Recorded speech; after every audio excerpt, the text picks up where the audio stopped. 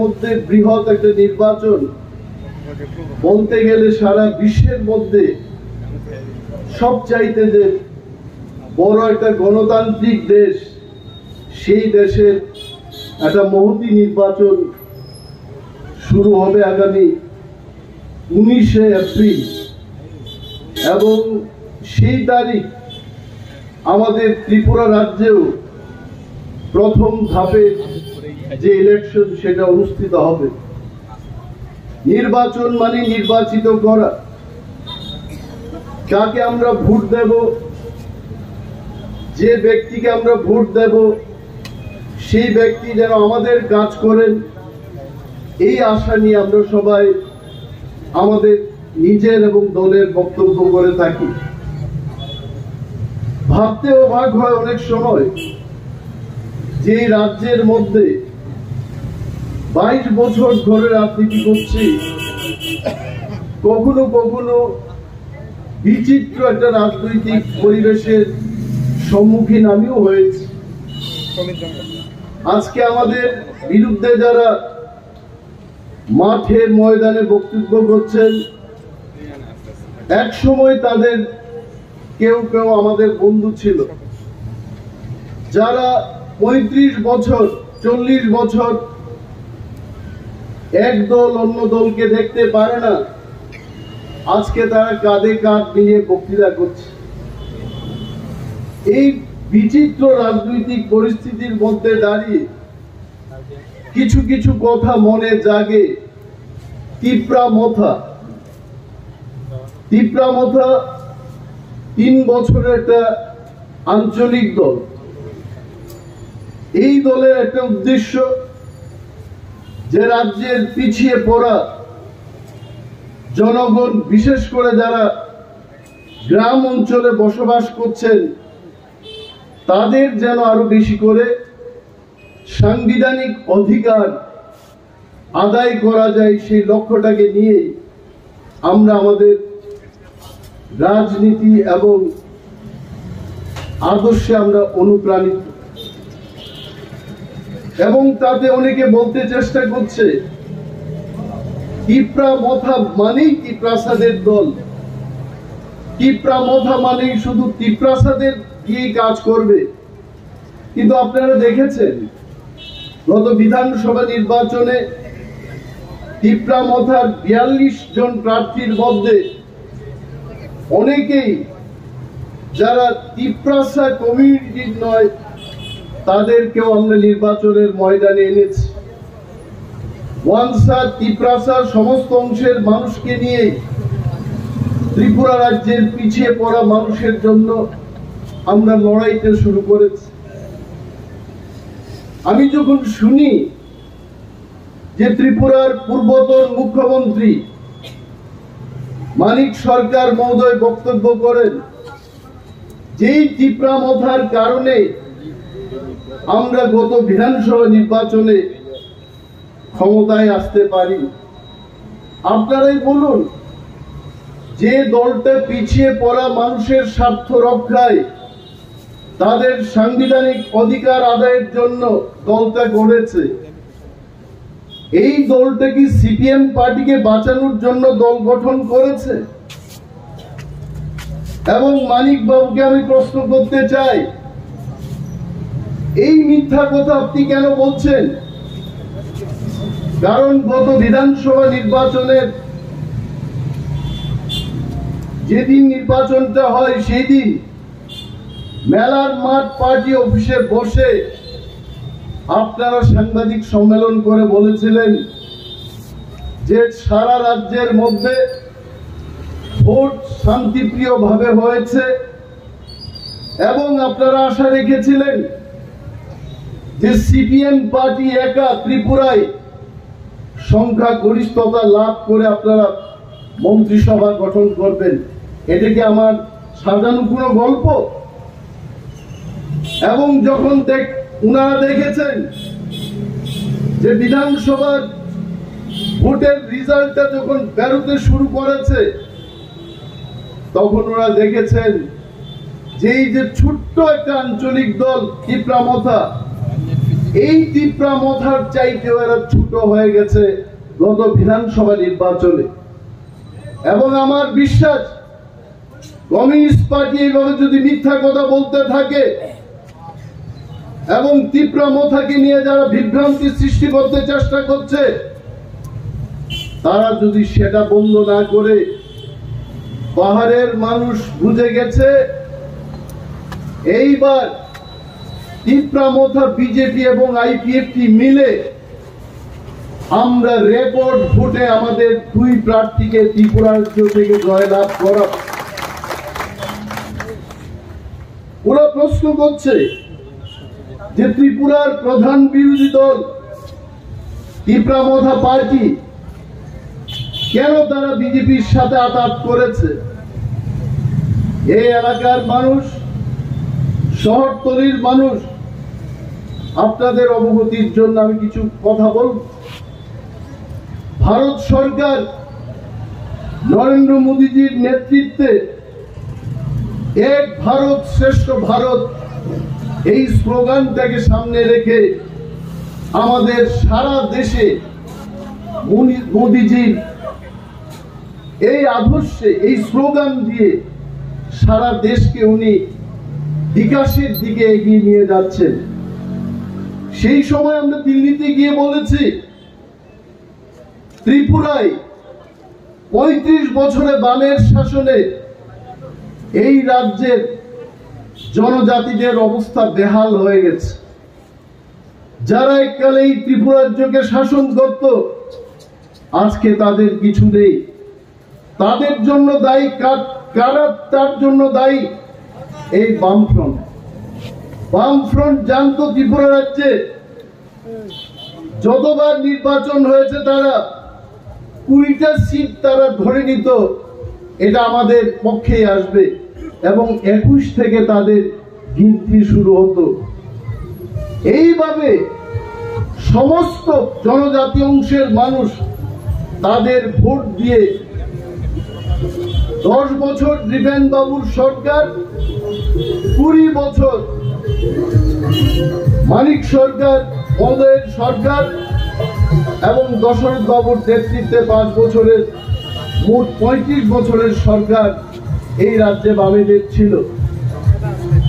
আমরা যখন মোদীজিকে গিয়ে বললাম, দেশের সরকারকে গিয়ে বললাম, তখন বিজেপির সরকার বলেছে ত্রিপুরা রাজ্যের পিছিয়ে পড়া মানুষকে সাংবিধানিকভাবে তাদের সুরক্ষিত রাখার জন্য আমরা ত্রিপ্রাসা অ্যাকর্ড আপনাদের সাথে করব, এবং সেটাই আমরা 2 তারিখ মার্চ দিল্লিতে অমিত শাহজির পৌরোহিত্যে ভারত সরকার, ত্রিপুরা সরকার এবং ত্রিপুরা মথার মধ্যে চুক্তি করে একটা জোট সৃষ্টি করেছে এই ত্রিপুরা রাজ্যের মধ্যে।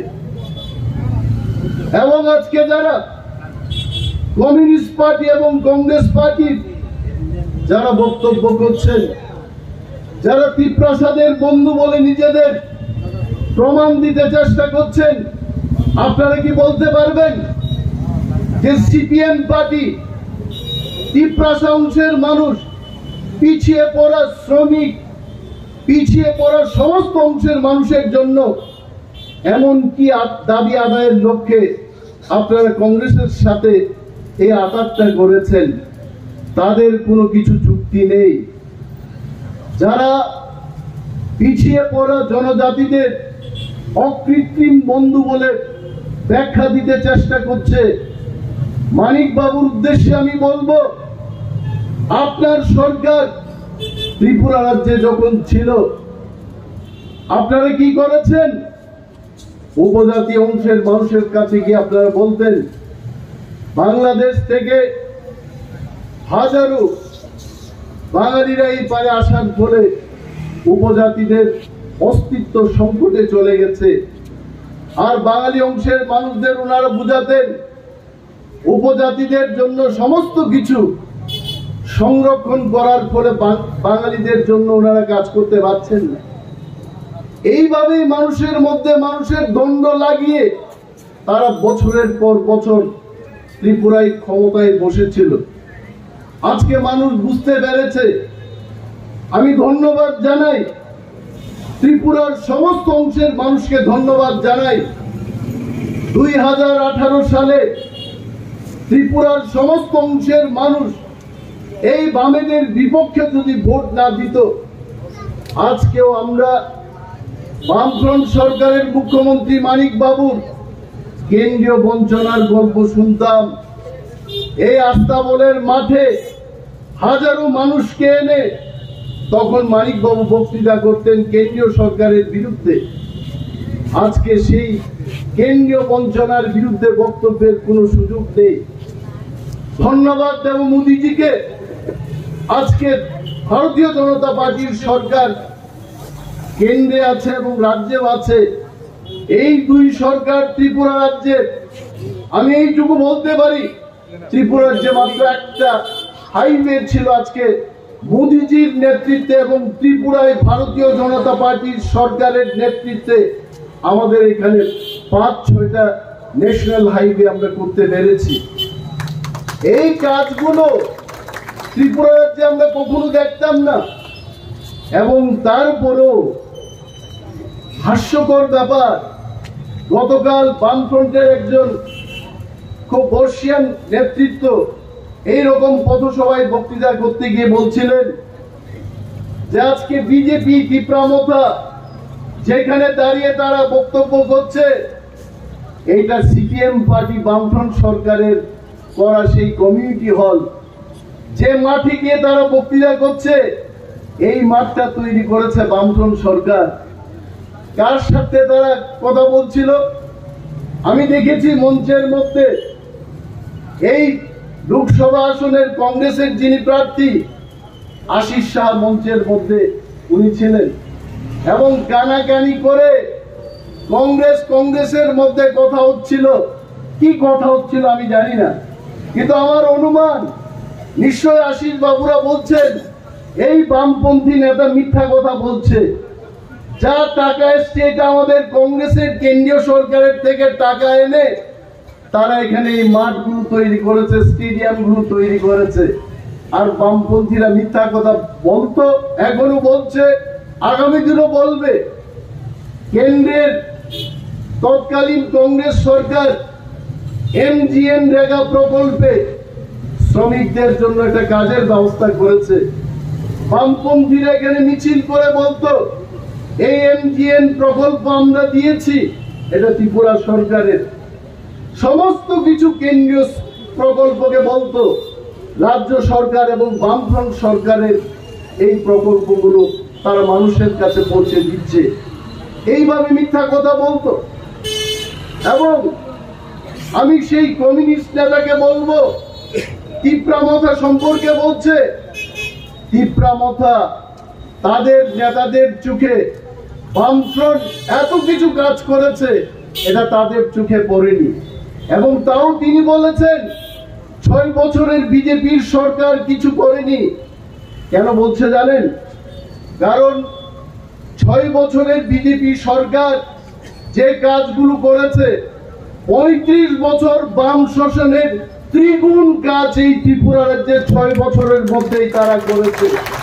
হিংসা হচ্ছে, এই হিংসায় আর সহ্য হচ্ছে না, বলছে যে তারা কিছুই করেনি। আমি সেই কমরেড বন্ধুকে বলবো, আপনি যে মাটিতে যে ত্রিপুরা রাজ্যে দাঁড়িয়ে বক্তৃতা করছেন, রাজাদের আপনারা সম্মান দেননি। মহারাজাদের তারা রাজনৈতিকভাবে ত্রিপুরা থেকে মুছে দেওয়ার চেষ্টা করেছে। মহারাজারা 5000 বছর যুদ্ধ করে লড়াই করে ত্রিপুরা রাজ্যের অস্তিত্বটাকে টিকিয়ে রেখে গণতান্ত্রিক ত্রিপুরা রাজ্যের হাতে তুলে দিয়েছে। না হয় আপনি আমি যারা আমরা বক্তৃতা করছি, বক্তৃতা শুনছি, আমরা এই ত্রিপুরা রাজ্যের বাসিন্দা হতে পারতাম না। এই কমিউনিস্টরা শুধু মহারাজাদের বিরুদ্ধে বক্তব্য করে মহারাজাদেরকে ইতিহাস থেকে মুছে ফেলার চেষ্টা করেছে। কিন্তু আজকে ভারতীয় জনতা পার্টির সরকার মহারাজদের প্রতি কৃতজ্ঞতা রেখে মহারাজা এবং রাজ পরিবারের প্রতি সম্মান জানানোর জন্য আগরতলা বিমানবন্দরকে মহারাজা বীর বিক্রম বিমানবন্দর করেছে। এটা হচ্ছে প্রকৃত বন্ধুর পরিচয়। আর বিজেপির বিজেপির বন্ধুদের আমি কৃতজ্ঞতা জানাবো। আপনারা জনজাতিদের সম্মান দিয়ে উপজাতি না বলে আপনারা জনজাতি বলছেন। আর যারা আমাদের অকৃত্রিম বন্ধু বলে মানিক বাবুর মতো কমরেড তারা বক্তৃতা করছেন, এরা বলছে আমরা এই জনজাতিদের অকৃত্রিম বন্ধু। জনজাতিদেরকে একটা জাতি বলেই তারা স্বীকৃতি দেয়নি কখনো, বলছে উপজাতি। আপনারা জানেন যে প্রধান থাকলে পর উপপ্রধান হয়, একটা জাতি থাকলে উপজাতি হয়। আমাদের আসল জাতি কে বলতে পারবেন মানিক বাবু? এবং ককবরকে তারা উপজাতির অনুবাদটা করেছে সংযোগ হচ্ছে পরজীবী লতা যাদের কোনো শিকড় নেই, কিছু নেই, এটা করে আমাদের বলছে তারা আমাদের অকৃত্রিম বন্ধু।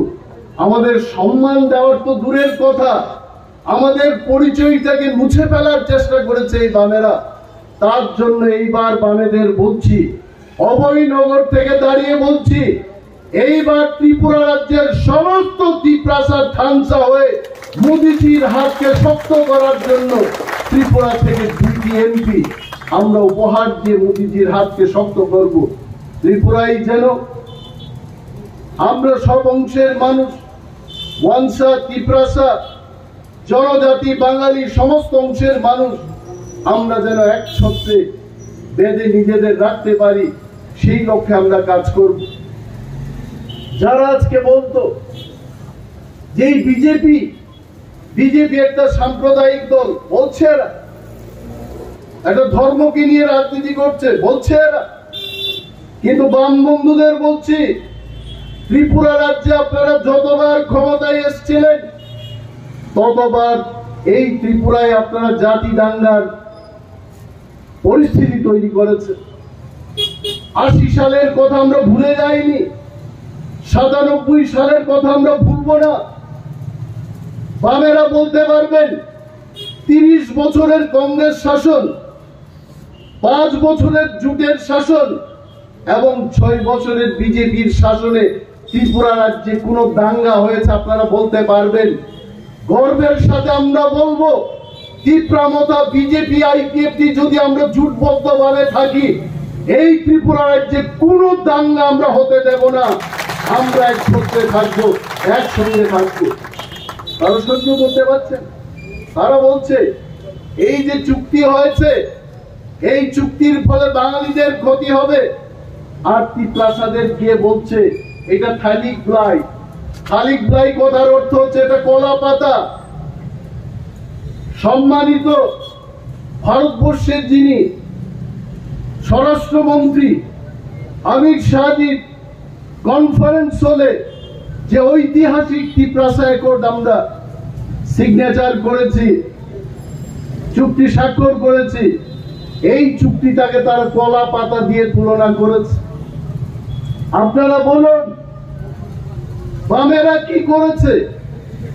বামেরা এই ত্রিপুরা রাজ্যের সার্বিক উন্নয়নের জন্য তারা কি করেছে? উগ্রপন্থী সমস্যার সমাধানের জন্য কি করেছে? নাথিং। বেকারদের তারা বলতো বেকার সমস্যা, লক্ষ লক্ষ বেকার তৈরি করে দিয়ে চলে গেছে। 10,323 জন শিক্ষকদের চাকরি চলে গেছে। নিয়ম মানবে না, দেশের আইন মানবে না, কিছু মানবে না। আজকে সেই 10,323 জন শিক্ষক তারা আকাশের দিকে চেয়ে বসে আছে, দাবি তুলছে। দেশের আইন, দেশের কোন আইন নামে চাকরি দিয়ে আজকে তাদের চাকরি চলে গেছে। এই বামেরা বেকারদের বলতো যে কর্মচারীদের বেতন বৃদ্ধি করতে গিয়ে সরকারের কাছে টাকা নেই, বেকারদের চাকরি দিতে পারবো না, মিথ্যা কথা। শ্রমিকদের বলছে যে কর্মচারীদের 58 বছর থেকে 60 বছর বয়স বৃদ্ধি করে, আর আমরা সমস্ত উন্নয়নের টাকা তাদের সেই বয়স বৃদ্ধির খাতে আমরা খরচ করছি। আপনাদের জন্য আমরা উন্নয়নমূলক কাজ করতে পারছি না। প্রতিটি অংশের মানুষকে, SC ST দের বলবে, জেনারেল ক্যাটাগরির লোক আপনাদের বঞ্চনা করছে। আর জেনারেল ক্যাটাগরির মানুষকে গিয়ে বলবে এসসি এসটিরা সমস্ত চাকরি নিয়ে গেছে। মানুষের মধ্যে বিভেদ সৃষ্টি করে, দ্বন্দ্ব সৃষ্টি করে তারা ক্ষমতায় বসে থাকতে চায়। কিন্তু আজকে ত্রিপুরার বাঙালি জনজাতি, মণিপুরি, মুসলিম সমস্ত অংশের মানুষ বুঝে গেছে বামেদের এই মিথ্যা কথা। এই পুরনো গ্যারেজের মতো, পুরনো নোট, অচল নোটের মতো এই দলের পেছনে আমরা থাকবো না। আমরা এক ভারত, শ্রেষ্ঠ ভারত এবং শ্রেষ্ঠ ত্রিপুরা গর্ব, সেই লক্ষ্যে আমরা বিজেপি এবং তার সমস্ত অ্যালায়েন্স পার্টনার যারা আছেন তাদের সাথে আমরা কাজ করব। এমনিতেই হয়েছে চুক্তি, এমনিতেই ত্রিপুরা রাজ্যের উন্নয়ন হবে, বক্তৃতা দিয়ে উন্নতি হবে ত্রিপুরা রাজ্যের। আজকে বলুন, আপনারা যারা ভারতীয় জনতা পার্টির সমর্থক, আপনারাও তো কোনোদিন কংগ্রেস করেছেন। আজকে যিনি মন্ডল সভাপতি, উনিও তো ছিলেন কোন এক সময় ওই কংগ্রেস দলে ছিলেন। আমি বলবো ত্রিপুরা রাজ্যের মধ্যে বামপন্থীদের কাছে সবচাইতে যে দল আক্রান্ত হয়েছে সেই দলের নাম কংগ্রেস পার্টি। এই কংগ্রেস পার্টি আজকে তাদের শত শত নেতা এবং কর্মীদের বলিদান, এই বলিদানকে নদীর জলে ফেলে দিয়ে বলেছে বিজেপিকে পরাস্ত করার জন্য এই বামেদের হাত ধরেছে। এই পার্টিকে কেউ ভোট দেবে না, এই পার্টিকে মানুষ ছুঁড়ে ফেলে দেবে। তারা স্বপ্ন দেখছে 350টা সিট নিয়ে ভারতবর্ষের মধ্যে ইন্ডিয়া মহাজোট ক্ষমতায় আসবে। আমি তাদের জিজ্ঞেস করব, আমি এক কংগ্রেস খুব পরিচিত একজন কংগ্রেস নেতাকে জিজ্ঞেস করলাম, এই যে 350টা সিট নিয়ে আপনারা ভারতবর্ষে ক্ষমতায় আসবেন, ত্রিপুরার 2টি সিটের মধ্যে কয়টা সিট আপনারা পাবেন? বলছে এখানে আমরা পাইতাম না, এখানে কোনো আশা নেই তাদের।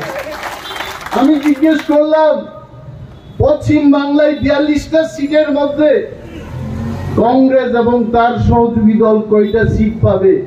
বলছে 1 থেকে 2টা সিট পাবো। বাকি সিট কারা নেবে? বলছে এত কথা বলার দাদা সময় নাই, পরে আমরা ফোনে কথা বলবো। আর তার ফোনের কোনো যোগাযোগ নাই। আপনারা দেখুন তামিলনাড়ুতে কয়টা সিট জিতবে কংগ্রেস পার্টি, খোঁজ নিয়ে দেখুন। মধ্যপ্রদেশে কয়টা সিট নিয়ে আসবে কংগ্রেস পার্টি, রাজস্থানে কোথায় কংগ্রেস পার্টি, মহারাষ্ট্রে কয়টা। ভারতবর্ষের যে সমস্ত ভারতবর্ষের চেহারা, রাজনৈতিক ভাবে যদি আপনারা খোঁজ নিয়ে দেখুন, কোথাও ইন্ডিয়া মহাজোটের পক্ষে 200টা সিট পার হবে কিনা তা সন্দেহের। তার জন্য হাততালি বাজানোর আগে আপনারা শুনে নিন, তার জন্য 56 ইঞ্চির যে বুক নিয়ে আজকে ভারতবর্ষকে পরিচালনা করছেন সেই ব্যক্তি দাঁড়িয়ে স্লোগান দিচ্ছেন, আপকি বার 400 পার, এইবার 400 পেরিয়ে যাবে। আমি তো বলছি যদি এই 400 পেরোতে পেরোতে 500 আসনের সংখ্যার কাছাকাছি চলে যায়, তাতেও অবাক হওয়ার কিছু থাকবে না। কারণ ভারতবর্ষ পৃথিবীর মধ্যে আগামী কিছু দিনের মধ্যে, কিছু বছরের মধ্যে সবচাইতে বৃহত্তম ইকোনমির, অর্থনীতির দেশ হতে চলেছে। আমাদের টার্গেট শুধু আগামী 5 বছরের জন্য নয়। মোদিজি বলছেন 2047কে সামনে রেখে ভারতবর্ষকে পৃথিবীর 1 নম্বর রাষ্ট্র গড়ার লক্ষ্যে ভারতবর্ষের মানুষকে বিজেপি সরকার আবার এনে দিতে হবে। উনি কি এমনিতেই বলছেন? মানুষ বলছে। বিজেপি সরকার কি করেছে? নোটবন্দি করেছে। নোটবন্দি করে কি হয়েছে? যারা লক্ষ লক্ষ কোটি কোটি টাকা বাড়ি করে রেখে দিয়ে কালোবাজারি করত, তাদের ব্যবসা থেকে বন্ধ করতে পেরেছে। এবং আজকে আপনারা বুঝতেই পারছেন, আমি আজকে দেশের অর্থনীতিতে যাব না, লোকসভার নির্বাচন, তারপরেও বলছি এই যে অচল নোট, অনেক অচল নোট ত্রিপুরা রাজ্যে এখনো আছে। বামেরা, কংগ্রেসীরা ত্রিপুরা রাজ্যে আপনাদের এই ত্রিপুরা রাজ্যের মানুষ অনেক সুযোগ দিয়েছে, কংগ্রেসকে সুযোগ দিয়েছে। 2008 সালে আমরা ক্ষমতায় আসতাম, আমরাও ছিলাম কংগ্রেসের সাথে, কিন্তু সেই দিল্লিতে কংগ্রেস এবং সিপিএম এর মধ্যে কি চুক্তি হয়েছে আমরা জানি না। ওই চুক্তির ফলে কিছু একটা কারচুপি হয়েছে। লক্ষ লক্ষ মানুষ কংগ্রেস এবং আইএনপিডির পক্ষে থাকার পরেও সেই নির্বাচনে বামেরাই আবার ক্ষমতায় এসছে। অর্থাৎ কংগ্রেসীরা ত্রিপুরার মানুষকে, ত্রিপুরার বাম বিরোধী মানুষকে সিপিএম এর হাতে বিক্রি করে দিয়েছে। এই কথা মানুষ আজও ভুলছে না, ভুলবেও। এবং 2013 সালে আপনারা মনে রাখবেন, এটা কংগ্রেসীরাই বলতো। এককালে কিছু শীর্ষ কংগ্রেস নেতা ভারতীয় জনতা পার্টিতে এসে এই বক্তৃতাগুলো করত এবং ওনাদের থেকেই শুনতাম যে 2000 কেন ওনারা কংগ্রেস ছেড়েছেন, কেন ওনারা বিজেপি পার্টিতে এসছেন, ওনারা বক্তব্য করে বলতেন। এবং তখন শুনতাম 2013 সালে তখনও সিপিএম এর কাছে এটা বিক্রি করে দিয়েছে। আপনারা বিশ্বাস করতে পারেন, তৎকালীন কংগ্রেসের প্রধানমন্ত্রী মনমোহন সিং এবং সোনিয়া গান্ধীজি, যিনি কংগ্রেস দলের সভানেত্রী ছিলেন, ওনার ত্রিপুরায় এসে কংগ্রেস দলের প্রচার করার কথা, ওনারা আসেননি। বামেদের সুযোগ করে দেওয়ার জন্য ওনারা সেই দিন আসেননি। এবং তার বদলা হিসাবে ত্রিপুরা রাজ্যে 18 সালে ভারতীয় জনতা পার্টি বদলা নিয়ে এই কমিউনিস্ট পার্টি এবং কংগ্রেস পার্টিকে তুলে দিয়েছে। এইবারও আমার বিশ্বাস, আমি আশা রাখবো ত্রিপুরার শান্তিপ্রিয় মানুষ, গণতন্ত্র প্রিয় মানুষ, আপনারা দুহাত তুলে আমাদের দুইজন প্রার্থীকে আশীর্বাদ করবেন। পূর্বতন মুখ্যমন্ত্রী মাননীয় শ্রী বিপ্লব কুমার দেব মহোদয়, বর্তমান রাজ্যসভার সাংসদ, ওনাকে নিশ্চয়ই আপনারা পদ্ম ফুল চিহ্নে ভোট দেবেন এবং ভোট দিয়ে আপনারা ওনাকে জয়যুক্ত করবেন। এই বিশ্বাস আমার আছে, আমাদের আছে। আর একটা কথা হলো, বিজেপি পার্টি, আমি তীব্রামতা তারপরে বলছি, বিজেপি পার্টি আর সবচেয়ে যে ভালো জিনিস, বিজেপি যা বলে সেটা করে, মোদীজি যা বলেন সেটা করে। বামেরা তো সেটা করে না। বামেরা আগে বক্তৃতা করত, স্বচ্ছতার কথা বলতো, সৎ কথা বলে অসৎ কাজ করত। স্বচ্ছতার কথা তুলে এরা কারচুপি করত, দুর্নীতি করত, বলতো নির্বাচন সুস্থভাবে হবে, কিন্তু পুলিং বুথে দেখা যাচ্ছে সে রিগিং করছে। ত্রিপুরার যে সাইন্টিফিক রিগিং এর কথা আপনারা ভুলে যাবেন না। কি করে করেছে? ভোটার তালিকায় কারচুপি করেছে, সাইন্টিফিক রিগিং। ডেলিমিটেশন নাম দিয়ে কি করেছে? রামনগর, কৃষ্ণনগর পর্যন্ত ঢুকিয়ে দিয়েছে তাদের সুবিধা করার জন্য। আর এই কৃষ্ণনগরকে নন্দননগর, মানে যা তা যেখান দিয়ে, মানে ত্রিপুরা বিধানসভার ক্ষেত্রগুলো অনেকটা আঁকা বাঁকা পথের মতো করে নিয়ে নিজেদের সুবিধা করার জন্য তারা এটা করেছে। কিন্তু মোদিজিকে আমি ধন্যবাদ জানাই, সালাম জানাই। এই মোদিজির নেতৃত্বে ত্রিপুরা রাজ্যে যত আঁকা বাঁকাই করুক, বামেরা আর রক্ষা পায় নাই, আর পাবেও না। বামেরা রক্ষা পায় নাই এবং আর কোনোদিন পাবেও না, তারা ফিরে আর আসবে না। এই সমস্ত অচল নোট নিয়ে যারা ঘুরছে তাদের পেছনে আমাদের যেতে নেই। আমরা প্রচুর পরিশ্রম করছি, পাহাড়ে আমরা যাচ্ছি, আমাদের যারা ওয়ারিয়ার্স তীব্রমথার অহরহ আমরা কাজ করছি এবং নিশ্চিত রূপে আমরা বলতে পারি এইবার শান্তিপূর্ণভাবে অবশ্যই ভোট হবে। এবং নির্বাচন কমিশন যদি সেটা করতে সক্ষম হয়, ত্রিপুরায় বাম এবং কংগ্রেসের একজন প্রার্থী, এই প্রার্থীদের জমানত জব্দ হয়ে যাবে ত্রিপুরার মানুষের কাছে। আর যারা দিবা স্বপ্ন দেখছে 350টা সিট নিয়ে ভারতবর্ষের সরকার গড়বে, 4 তারিখ জুন তাদেরকে আপনারা জিজ্ঞেস করবেন যে তাদের কথা সত্য হলো না মোদিজির কথা সত্য হবে। আপকি বার 400 বার। এই কারণে আমি বিশেষ আর বক্তৃতা করব না। আপনারা আমার এই বক্তৃতায় যা যা যথেষ্ট কিছু আপনারা বুঝে নিয়েছেন।